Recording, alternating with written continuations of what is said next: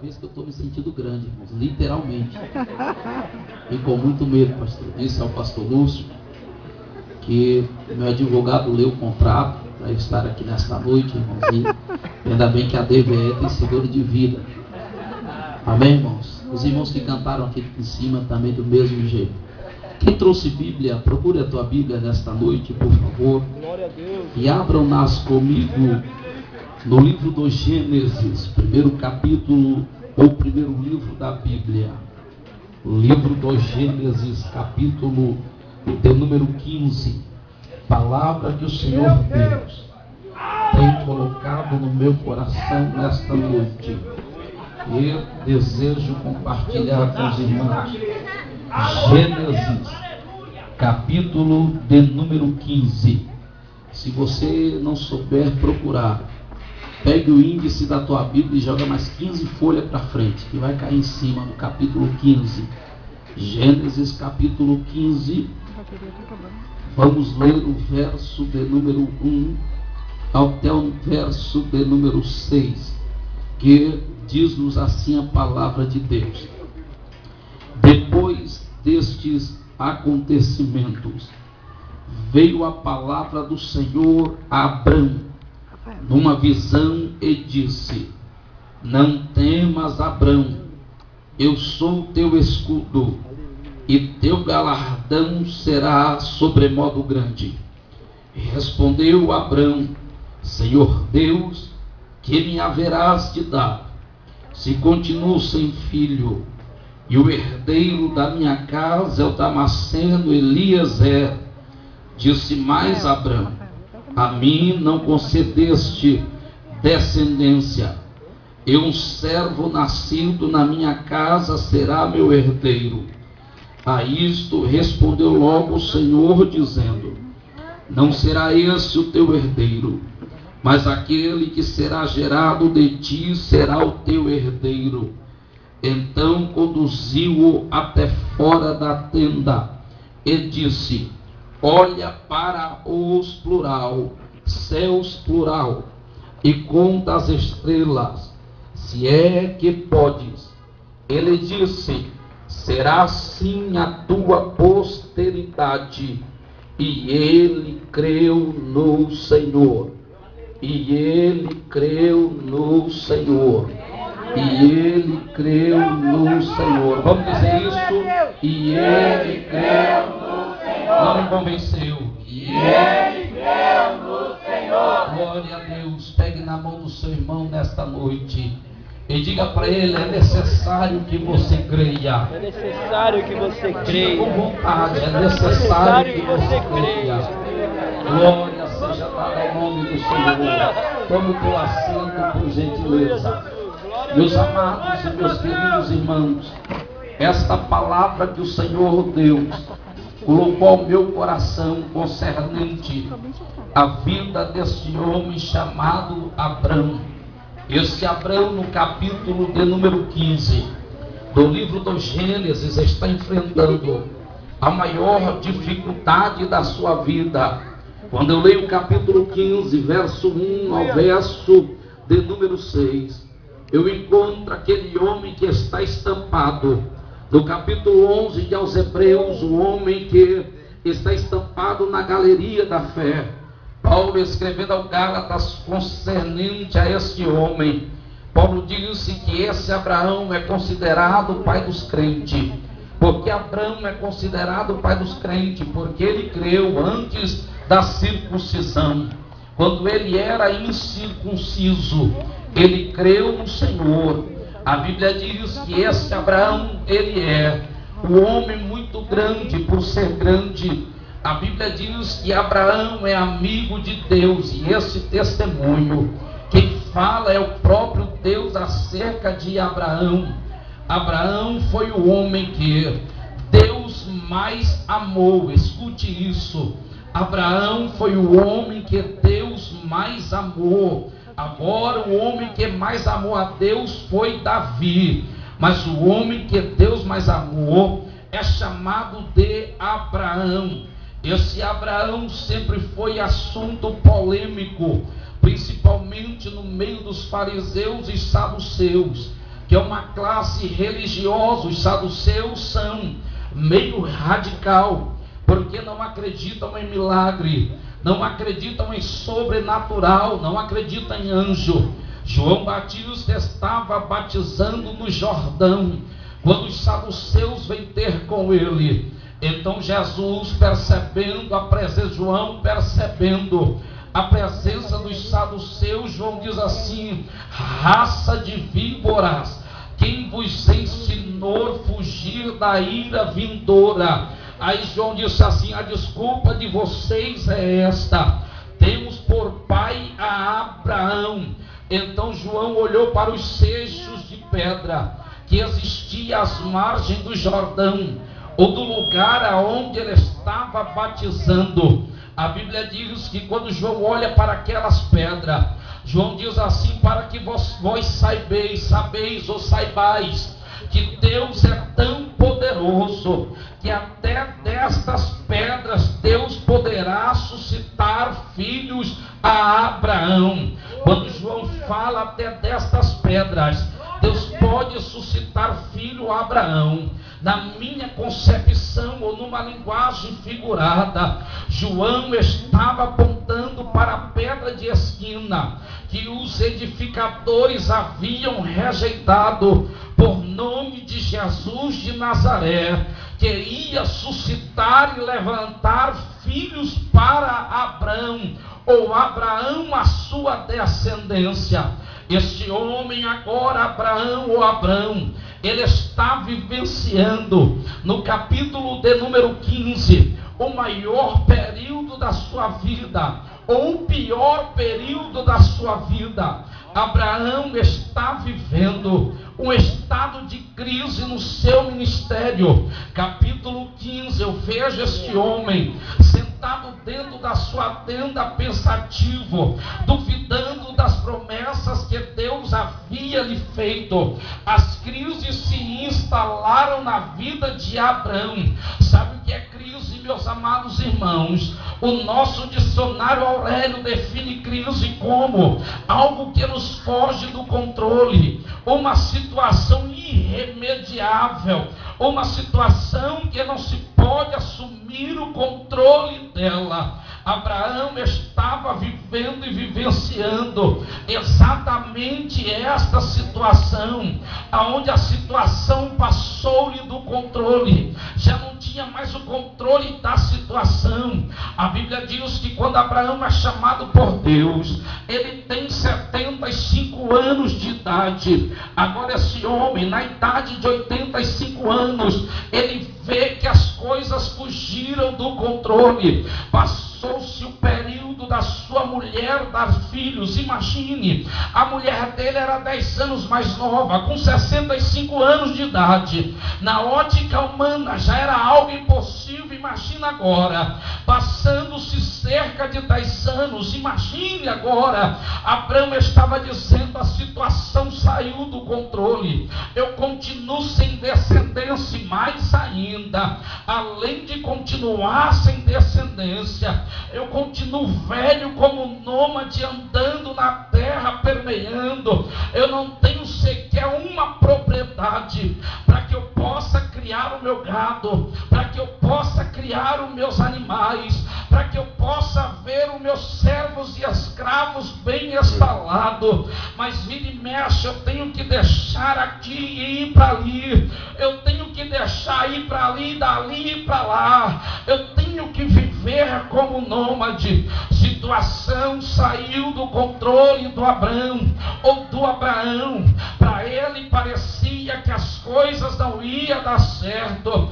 E sabe como esse texto inicia-se? O que me chama a atenção é exatamente a maneira que o capítulo de número 15 inicia-se, porque o capítulo 15 diz assim: e depois destas coisas. Esta expressão, e depois destas coisas, é uma expressão que vai indicar que Abraão não era uma pessoa comum, Abraão não era um incrédulo, mas Abraão, ele tinha uma história com Deus. É por isso que o texto diz: e depois destas coisas, porque o texto está evidenciando, está dizendo que esse Abraão tinha história com Deus, uma história com Deus, e esta história inicia-se no capítulo de número 11, nos seus versos finais, quando estava Abrão na terra de Ur dos Caldeus. Deus entra lá na casa dele, na casa do seu pai Terá, um homem muito próspero e rico, e diz: Abrão, sai do meio da tua parentela, para um lugar que eu te mostrarei. Capítulo 12. Deus volta novamente a aparecer-se para Abrão. Agora Abrão estava em Arã, porque Terá sai de Ur e vem para Arã. Em Arã Terá morre, e Abrão recebe novamente a promessa.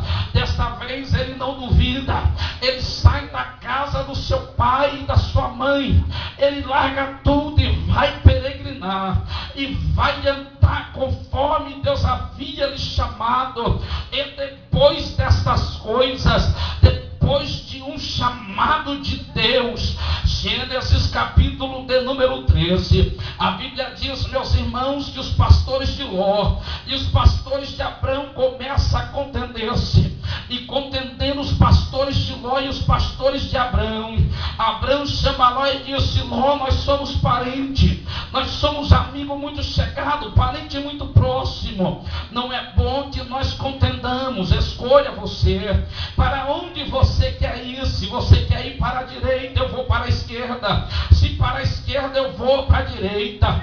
Jó olha para as campinas de Sodoma e diz: eu quero ir para ali, porque ali tem pasto para os meus animais. Abraão disse: então vai. Abraão agora havia ou estava na parte do deserto de Canaã. Na parte do deserto de Canaã, Deus chama Abraão e disse: Abraão, meu filho, deixa eu te mostrar uma coisa. Fala, olha para o norte, olha para o sul, olha para o leste, olha para o oeste.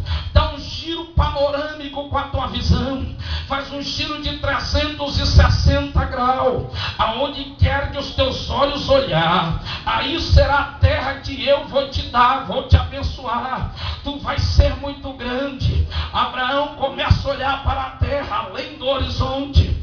Quando o horizonte se quebra, a sua visão não alcança. Deus disse: Abraão, está vendo aquele monte? Estou vendo. A tua descendência, escuta, Deus não usou plural, os teus descendentes, mas Deus disse: a tua descendência vai habitar nesta terra. Aí o texto diz: e depois destas coisas, depois do dia que Deus mostrou uma terra para a descendência de Abraão, a primeira coisa, depois destas coisas, depois de uma chamada, a segunda coisa, depois que Deus mostrou uma terra para a descendência de Abraão, capítulo de número 14 do livro do Gênesis, a Bíblia diz que 4 reinos do norte resolve pelejar contra 5 reinos do sul, e esses 5 reinos do sul estava Sodoma e Gomorra, aonde habitava Ló, sobrinho de Abrão. O que me chama a atenção, meus amados irmãos, é que estes 4 reinos do norte, existia um rei muito tirano e perverso. A Bíblia diz que o seu nome é um nome muito perverso. Esse homem é um homem muito maldoso. O seu nome é Quedorlaomer. Quedorlaomer não é um nome, mas Quedorlaomer é um título sacerdotal.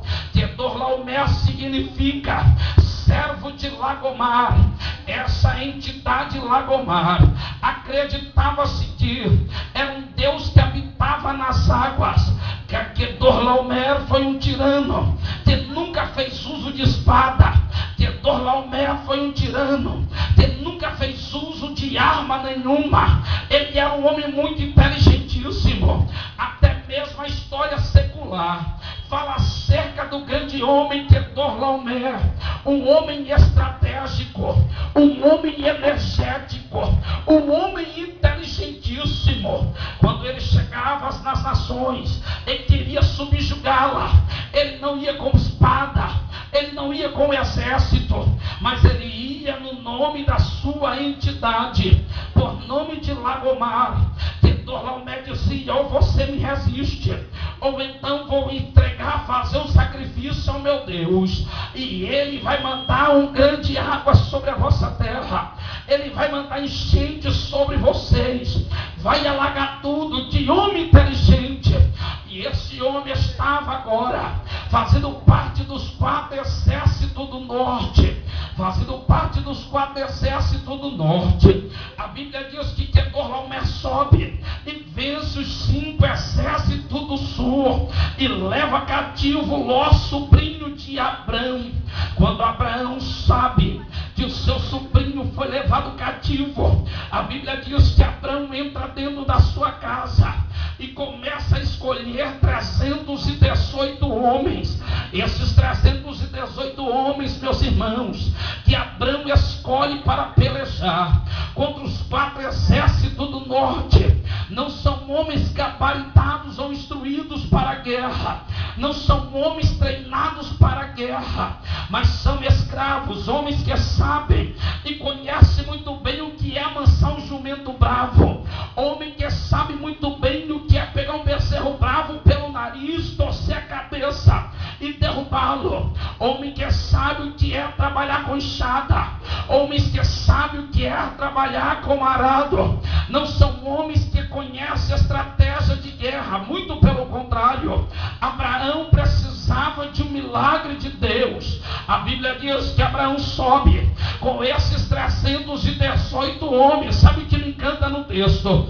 É porque a Bíblia diz que com 318 homens Abraão subjuga o exército de Quedorlaomé. A Bíblia diz que com 318 escravos, a Bíblia fala que Abraão subjuga todos os reinos que foram contra ele.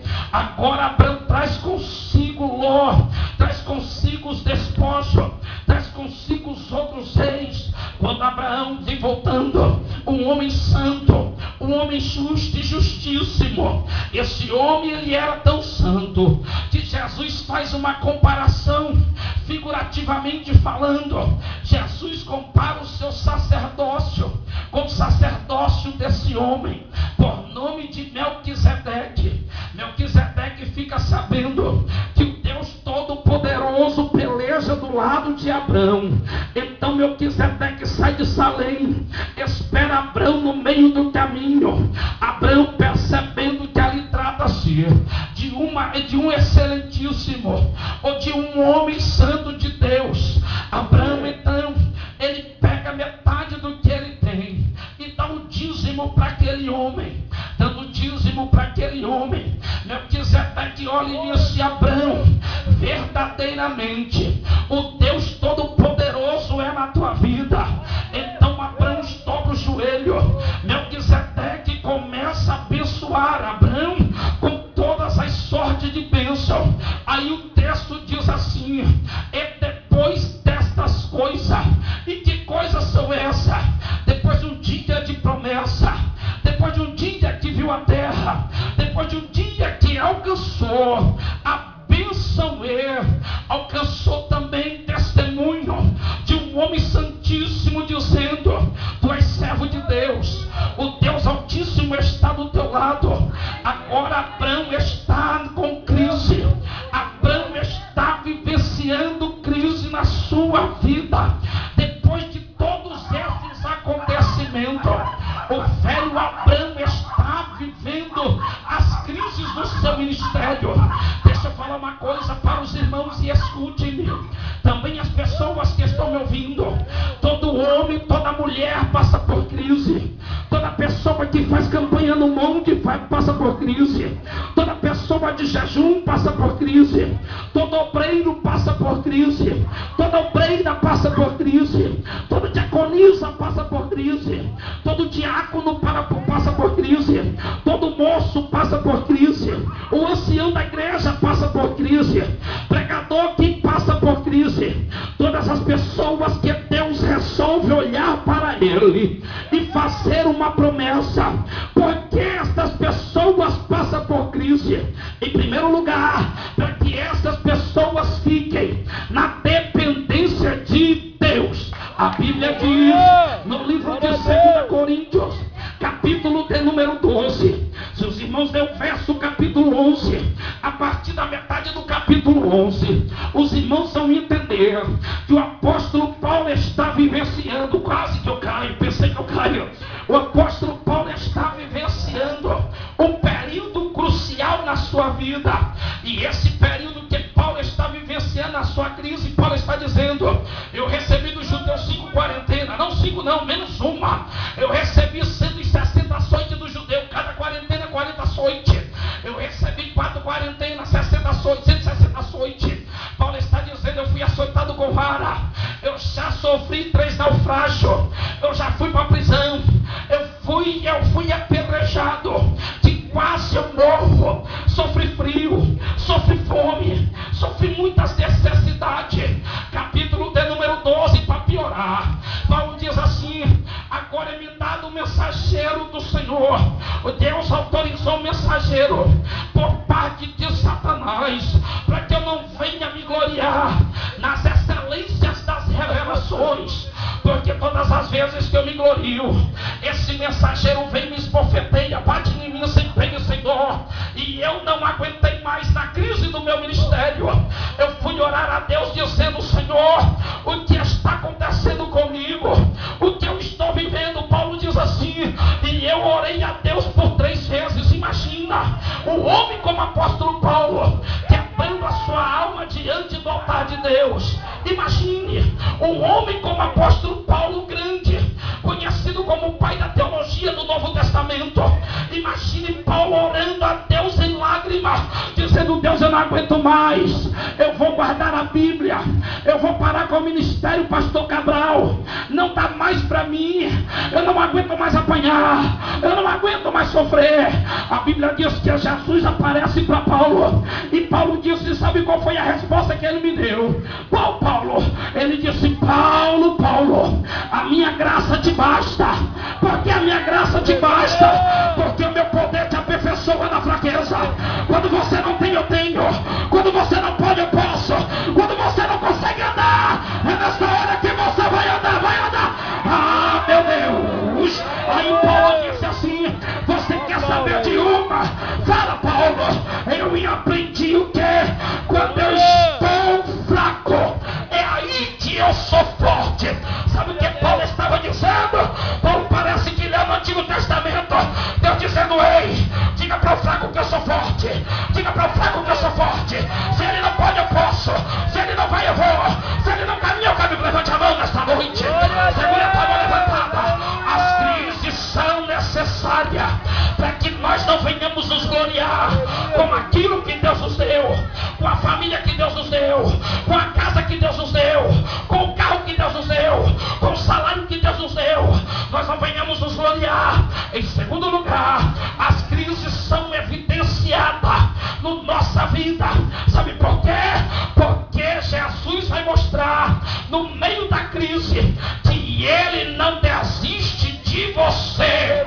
A Bíblia diz: Jesus lá no Monte das Oliveiras, Jesus estava falando abertamente acerca da sua partida.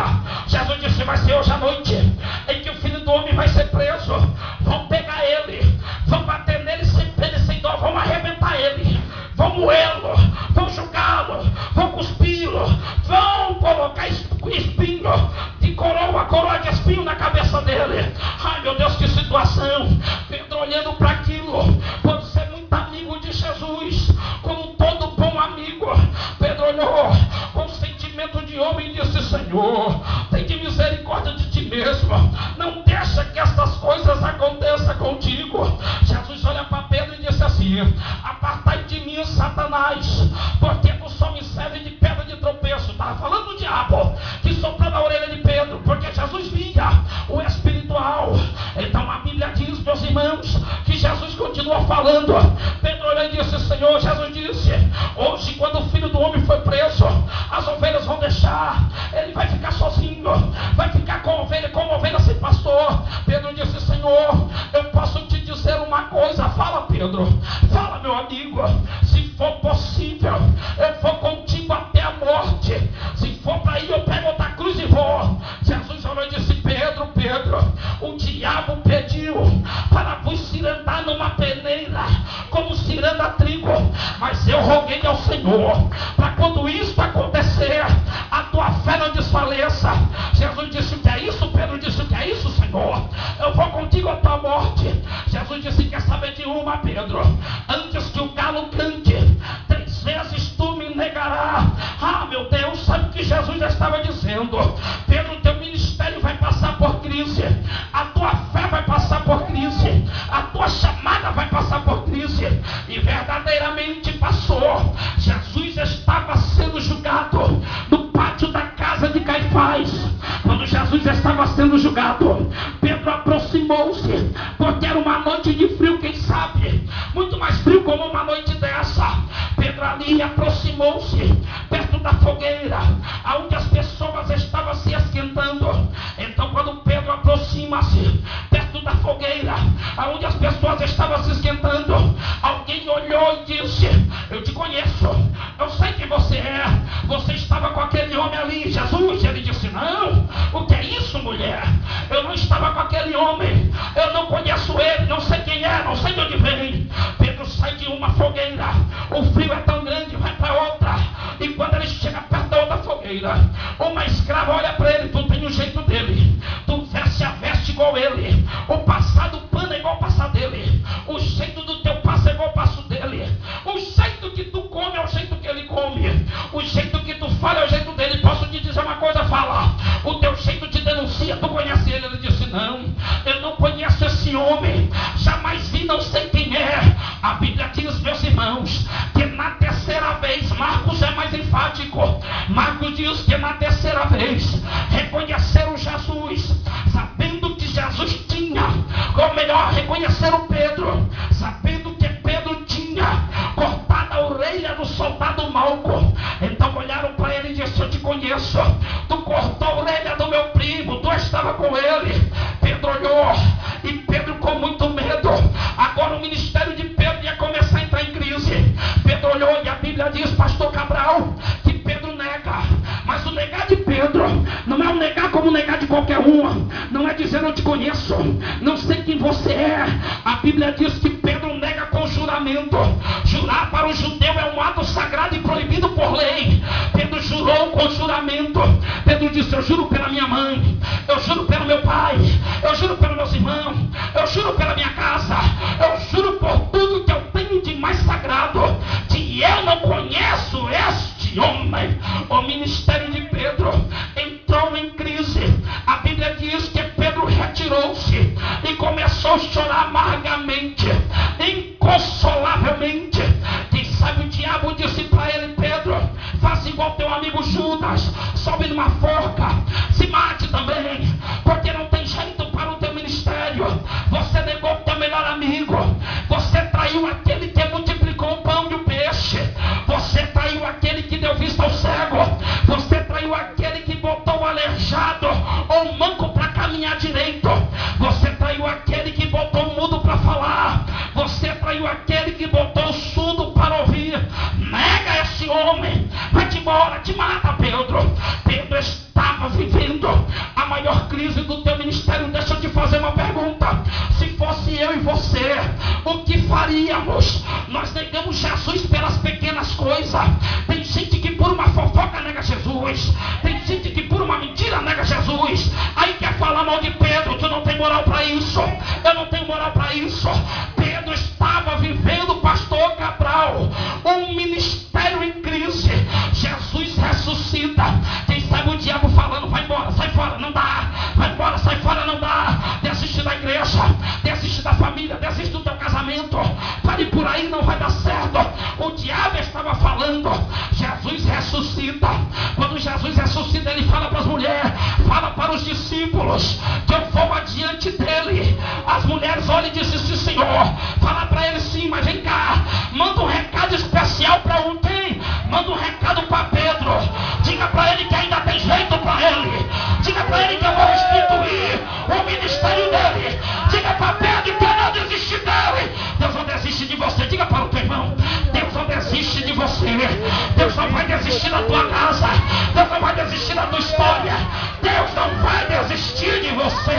Prega lá, porque Deus não vai desistir. João capítulo 3, verso 16. O evangelista João diz assim: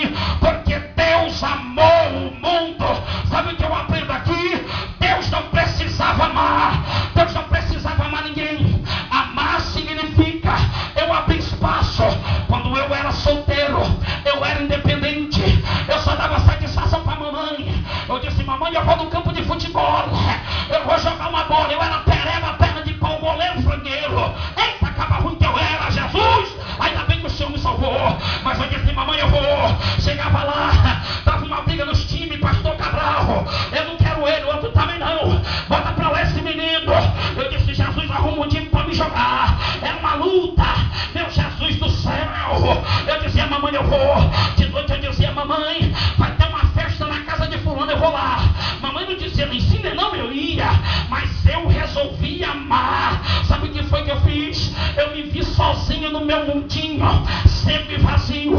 Então, lá no estado do Piauí, eu conheci a irmã Vânia. Quando eu olhei para a irmã Vânia, eu disse: eita, ali é metade do que eu sou, ou melhor, metade do que eu não tenho. Ali é a minha metade perfeita, a outra metade imperfeita sou eu. Então eu resolvi amar. Eu abri espaço na minha tenda e disse: vem pra cá, irmã Vânia, eu vou cuidar de você, eu vou trabalhar para cuidar de você, eu vou querer sempre o teu bem-estar. Amar é isso, é você abrir espaço para cuidar de alguém.